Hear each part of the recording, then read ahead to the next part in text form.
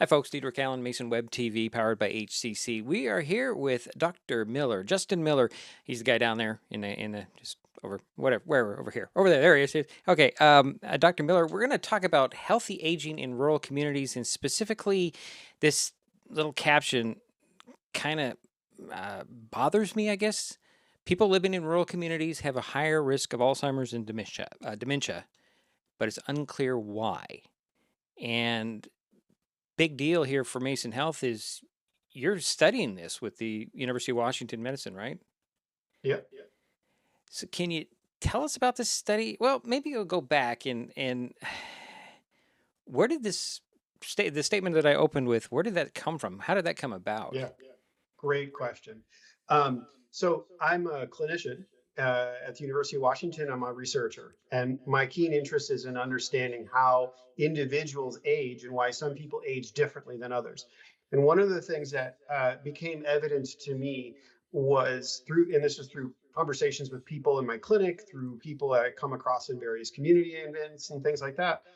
Um, there's a difference based off of where people live. And there's some concerning trends, as you pointed out, that people who live and age in rural communities, smaller towns, less populated areas, um, really face a different risk than for Alzheimer's disease and other dementia syndromes than people who live and age in metropolitan areas.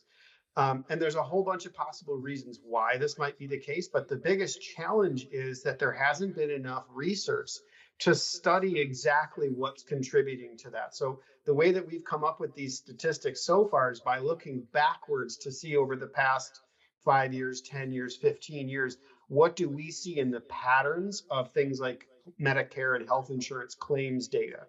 But that doesn't really tell us what's going on because there's a lot of limitations. So what we want to do is we want to take a different approach. We want to come into communities, partner with rural communities, partner with amazing organizations like Mason Health to try and look at this from a prospective standpoint, because a lot of people that live and age in rural communities have been left out from the major research that's been done, and we want to change that. And can you explain how you're changing that or try to change that in Yeah, relation with Mason Health? for sure.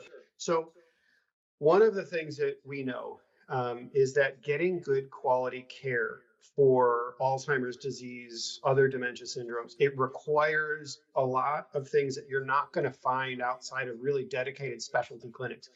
Mason Health is an amazing institution. They've got great providers, they've got great physicians, and a really wonderful place to get good quality care.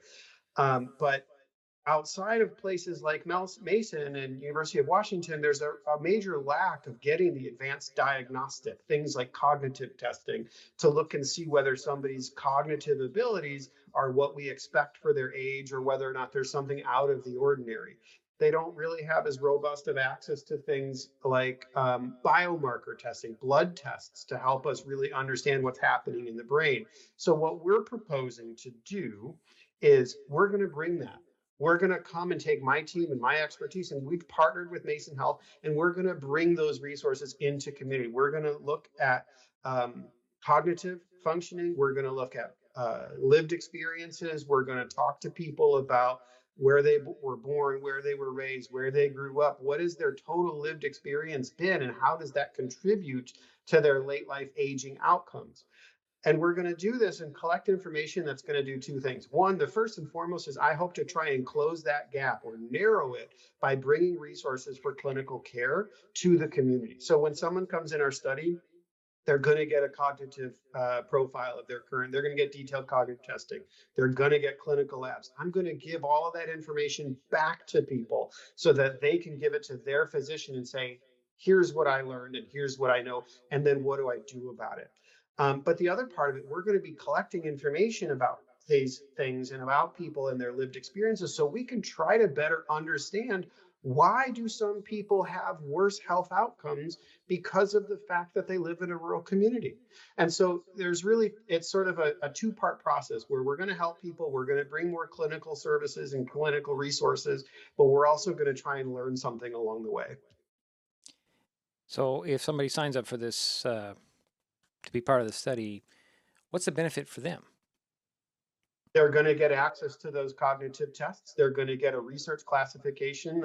Do they have evidence of cognitive impairment? Is their brain aging or cognitively aging in an abnormal way? A lot of people experience, problems finding words, forgetting why they came into a room. And, there's some real questions about whether or not that's normal. But to really dig in to try to understand, am I experiencing changes that are normal with my age, or is there something out of the ordinary happening? You really need detailed cognitive testing.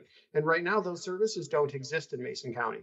And so my goal is to bring that. So somebody's going to get that information. They're going to get a detailed assessment of their cognitive functioning. I'm also going to give them blood labs looking at all of their liver function, their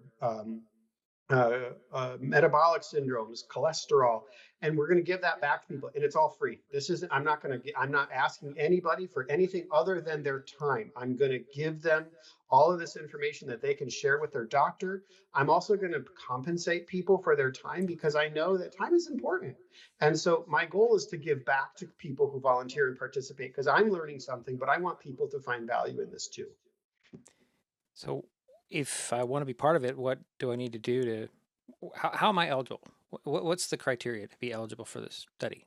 Great question. So it's really very broad because I want to try and help as many of these people as I can. So really the biggest thing is people over the age of 50 who are living inside of a rural community, which is going to be most of the people in Mason County. Mm. You have to be willing to provide a blood draw to get routine blood labs.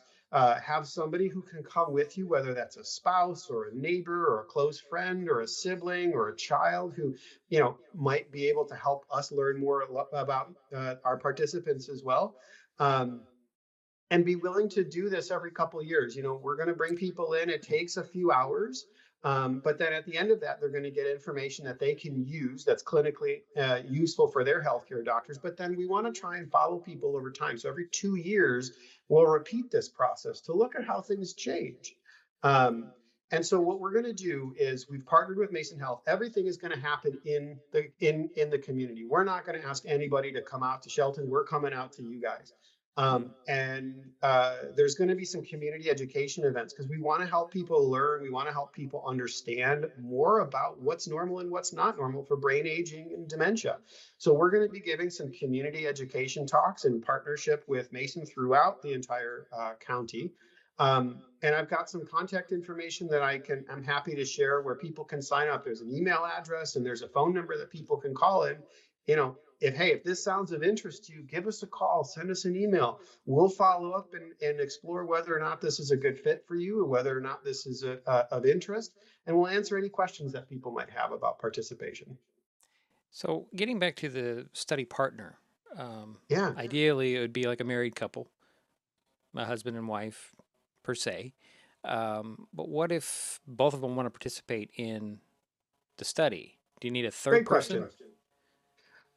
That's a really good question. We would kind of explore that on a case by case basis, but I've been doing this type of research for a long time. I'm actually relatively new to Washington, but I was doing this down in Nevada, and we often had couples come in and participate together. And a lot of times we would have like a child, for example, participate, and sometimes those children can do it on the phone. They don't necessarily have to be there in person, but we can talk with the people about what's going to be the best option for them. My goal is to not make that a barrier for people to participate, because if people really want to join and they don't have somebody, we'll figure out a way to make it work. So I guess what is the purpose of this partner? If it is a child on the phone, is it just to make sure the participants understand what's going on, or what? It's a great question. Yeah. So, uh, people are really good at knowing about themselves, but it's also really helpful for us to learn about our patients and our participants from someone who knows them well. Asking questions about, like, hey, this, your husband says that he's doing really great with driving and he's a fantastic and a perfect driver, and the spouse might be like, I don't think so. Or he's getting lost all over the place. And so sometimes it's helpful for us to get that other perspective to really know what's happening in the daily lives for our participants.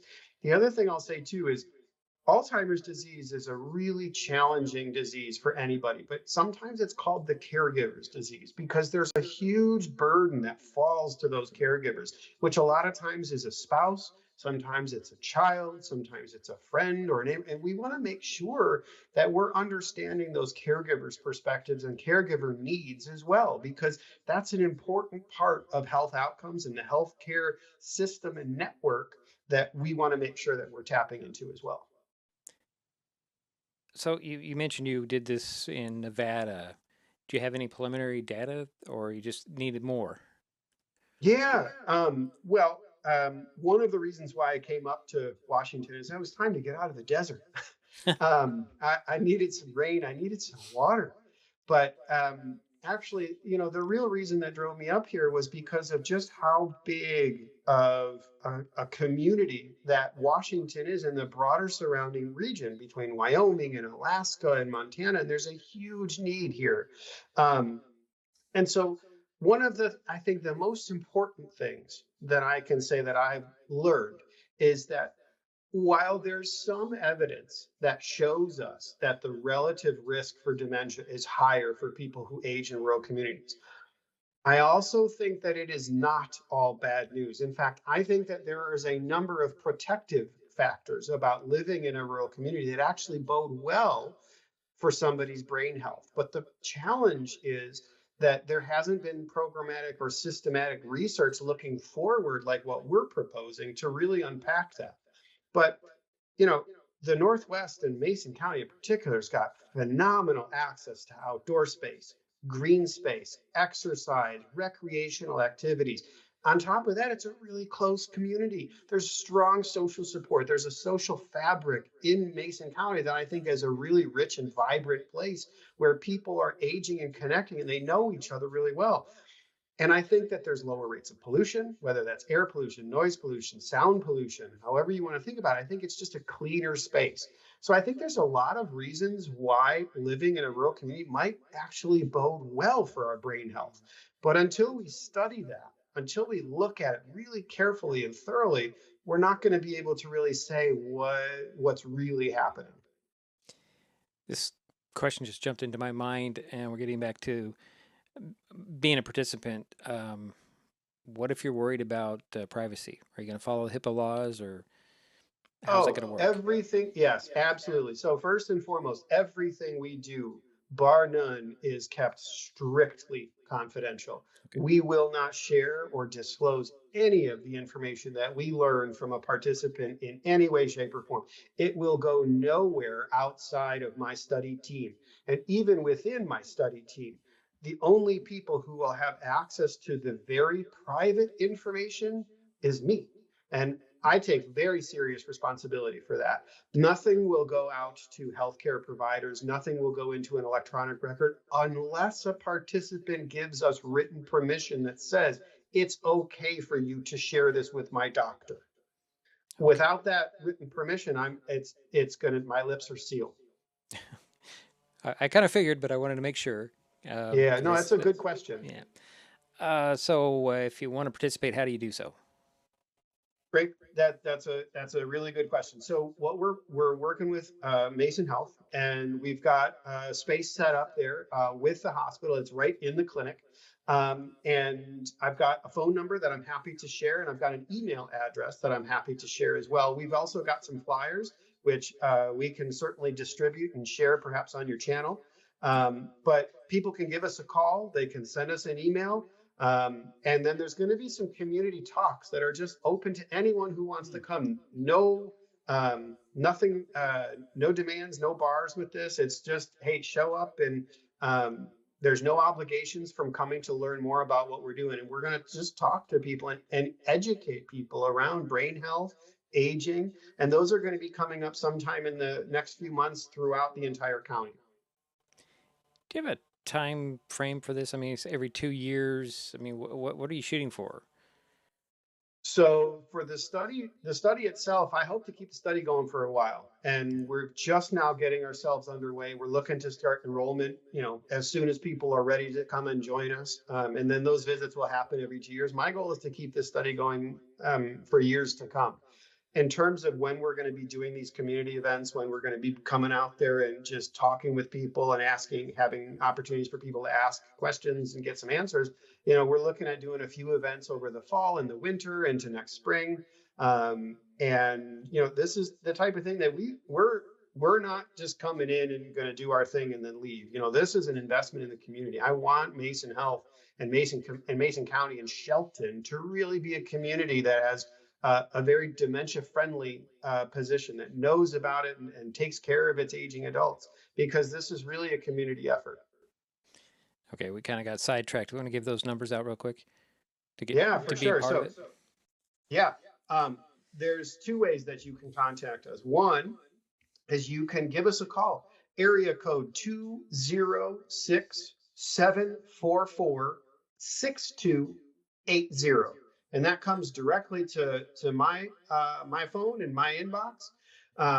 The other way is if people want to send us an email, they can do that by sending a quick note to brainhealth@uw.edu. That's brainhealth, one word, BRAINHEALTH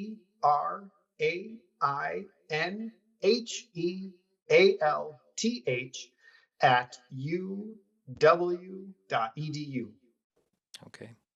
And we'll be sure to add these to the website as well, so people can just. I know there's a QR code too, so Yeah, we'll bring all that stuff up for people.